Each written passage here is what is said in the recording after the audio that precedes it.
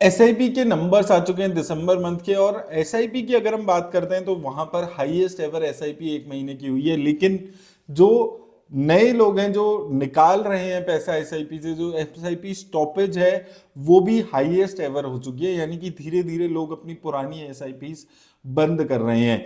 तो यहां पर अगर आप देखेंगे एसआईपी के जो फ्लोज हैं वो 26,000 करोड़ के आसपास पहुंच चुके हैं दिसंबर महीने की बात करें। लेकिन एसआईपी की जो स्टॉपेज है वो और आगे बढ़ती हुई नजर आ रही है। तो हाईएस्ट एवर नंबर्स हैं अगर आप यहां पर देखेंगे एसआईपी के, यहां पर अगर आप देखेंगे तो 26,450 करोड़ की पर मंथ एसआईपी दिसंबर में हुई है, जो कि नवंबर में 25,000 के आसपास थी और अक्टूबर में भी 25,000 करोड़ के आसपास थी। तो ये जो महीना है इसमें एसआईपी बढ़ती हुई नजर आई है नंबर्स के हिसाब से अगर आप देखते हैं। और एनएफओ से भी अच्छा खासा इन्फ्लोज जो म्यूचुअल फंड्स में आया है इस बार। लेकिन जो सबसे बड़ी दिक्कत रही है वो रही है एसआईपी स्टॉपेज की। तो यहां पर अगर आप देखेंगे ईयर ऑन ईयर भी देखेंगे तो जबरदस्त बढ़त देखने को मिली है एसआईपी में, और लगातार जो नए लोग हैं वो एसआईपी करा रहे हैं, एसआईपी में आते हुए नजर आ रहे हैं। लेकिन दिक्कत वाली बात क्या हो रही है यहाँ पर कि जो एसआईपी स्टॉपेज है वो भी लगातार बढ़ रहा है, और जो नेट फोलियोज ऐड हो रहे हैं वो धीरे धीरे कम हो रहे हैं। तो यहाँ पर अगर आप देखेंगे एसआईपी का जो फोलियोज हैं उसमें इंक्रीमेंट तो देखने को मिला है, लगभग 9 लाख नए एसआईपी फोलियोज नेट जो है वो इस महीने में दिसंबर के महीने में बढ़े हैं। लेकिन सिर्फ 0.92% का ये इंक्रीमेंट है, जो कि मई 2024 से अगर आप कंपेयर करते हैं तो लोएस्ट एसआईपी की इंक्रीमेंट के नंबर्स हैं ये 9 लाख जिसमें नई एसआईपी ऐड हुई है। तो एक तो जो नई एसआईपी ऐड हो रही है वो धीरे धीरे स्लो डाउन हो रही है, लेकिन ये चीज होना ही है। अगर मार्केट में तेजी नहीं देखने को मिलेगी तो नए इन्वेस्टर्स ज्यादातर नए स्टॉक मार्केट में एंटर नहीं करते हैं। लेकिन कंसर्न की बात यहां पर क्या है, जो एसआईपी की स्टॉपेज रेशो है, यानी कि जो नए अकाउंट्स खुल रहे हैं और नए अकाउंट्स खुल रहे हैं और नए अकाउंट्स बंद हो रहे हैं, उनके बीच की रेशो वो हाईएस्ट एवर है मई 2024 के आसपास से। और अगर हम यहां पर देखेंगे इस वक्त, अगर आप यहां पर देखेंगे 82% के आसपास की एसआईपी स्टॉपेज रेशो है। इससे पहले मई में 88% की हुई थी जब इलेक्शन आ गए थे, उस टाइम पे वॉलेटिलिटी ज्यादा देखने को मिल रही थी और इस वजह से यहां पर ये स्पाइक हुआ था। और इस बार स्टॉक मार्केट में सिंस रिटर्न्स नहीं आ रही है तो काफी सारे लोग एसआईपी अपनी स्टॉप कराते हुए नजर आ रहे हैं।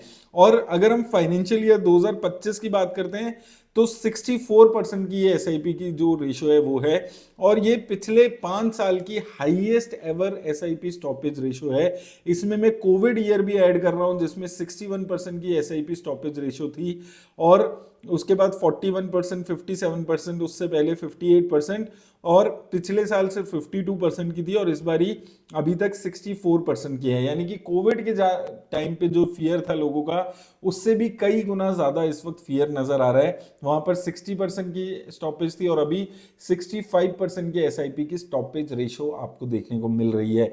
यानी कि लगातार लोग पैसा निकाल रहे हैं, और दिसंबर के महीने में तो 83% के आसपास की स्टॉपेज रेशो पहुंच चुकी है। पूरे साल में 64% की है जो हाईएस्ट एवर स्टॉपेज रेशो है। अब इसका सबसे बड़ा रीजन क्या है? सबसे बड़ा रीजन है कि जो लोग बहुत ज्यादा थीमेटिक और सेक्टोरल फंड्स में पैसा अपना इन्वेस्ट कर रहे थे, जैसे हमने देखा पिछले साल लोग इंफ्रास्ट्रक्चर फंड्स में बहुत पैसा लगा रहे थे, पावर फंड्स में बहुत पैसा लगा रहे थे। इसके अलावा एक जो सेक्टर था जो लोगों का फेवरेट हुआ करता था, डिफेंस सेक्टर, ये सभी सेक्टर्स में पिछले एक साल में जबरदस्त गिरावट देखने को मिली है। 6 महीने में 20-20, 25-25% का नेगेटिव रिटर्न्स देखने को मिला है। और इसलिए लोग स्पेसिफिकली इन सेक्टोरल फंड्स में अपनी एसआईपी बंद करा रहे हैं, क्योंकि लोगों को शायद रियलाइज होने लगा है धीरे धीरे कि ये जो सेक्टोरल फंड्स हैं जरूरी नहीं है कि इसमें आपका पैसा बनेगा, रिस्क बहुत ज्यादा होता है। और वो रिस्क यही होता है कि जब पैसा गिरने लगता है, इनमें रिटर्न्स गिरने लगती है तो नेगेटिव 20-25-30% तक की भी रिटर्न्स इन म्यूचुअल फंड्स में यहाँ पर चली जाती है।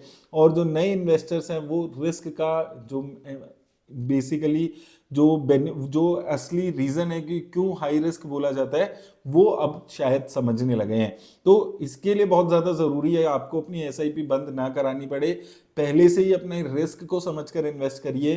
कहाँ पर आप कितना रिस्क ले सकते हैं। अगर हम बात करते हैं कि कोई म्यूचुअल फंड ज़्यादा रिस्क लेने वाला म्यूचुअल फंड है, उसका मतलब यही है वहाँ पर वॉलेटिलिटी ज़्यादा देखने को मिल सकती है, नेगेटिविटी आएगी तो गिरावट भी ज़बरदस्त देखने को मिल सकती है। और वो चीज़ें आपको समझकर लॉन्ग टर्म के हिसाब से ही अपना पैसा किसी भी पर्टिकुलर म्यूचुअल फंड में इन्वेस्ट करना है, अगर आप इन्वेस्टमेंट के एंगल से सोच रहे हैं, ताकि आपको अपने म्यूचुअल फंड की एसआईपी बीच में रोककर पैसा निकालना ना पड़े।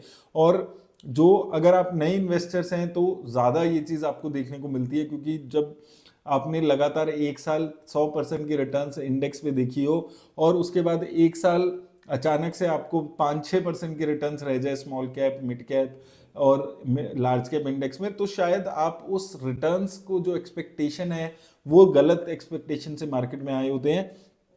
तो स्टॉक मार्केट में अगर आ रहे हैं, देखिए 12 से 15% की एवरेज रिटर्न्स मान के चलिए, किसी साल 70% की हो जाएगी तो अगले साल शायद नेगेटिव रिटर्न्स हो, और वो ओवर अ लॉन्ग टर्म आपको एवरेज आउट होती हुई चीज़ें नजर आएंगी।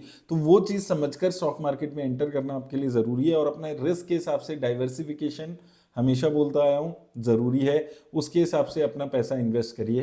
धन्यवाद।